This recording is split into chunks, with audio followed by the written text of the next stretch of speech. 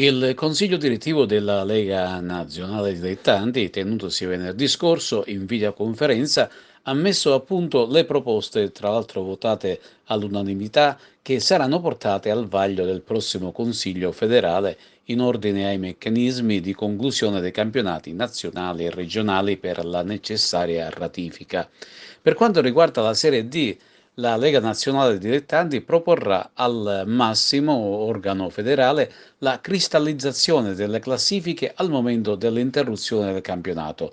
prevedendo in questo modo la promozione delle prime classificate di ogni girone e la retrocessione delle ultime quattro squadre classificate di ogni raggruppamento.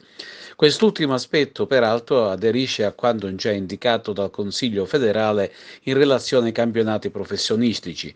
Tra le richieste anche quella relativa ad una graduatoria di merito per gli eventuali ripescaggi laddove si verificasse una carenza di organico, sempre tenendo conto di privilegiare il valore primario del merito sportivo.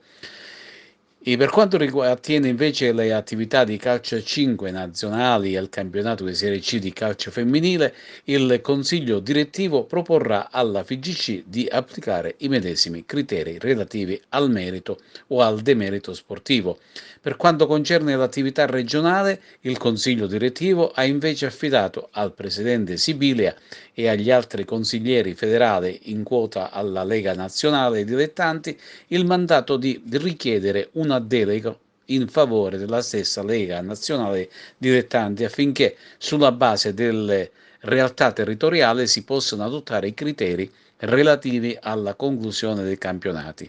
Sempre in ordine all'attività agonistica è stato deliberato a malincuore e per questa stagione sportiva non si darà corso ai campionati di beach soccer.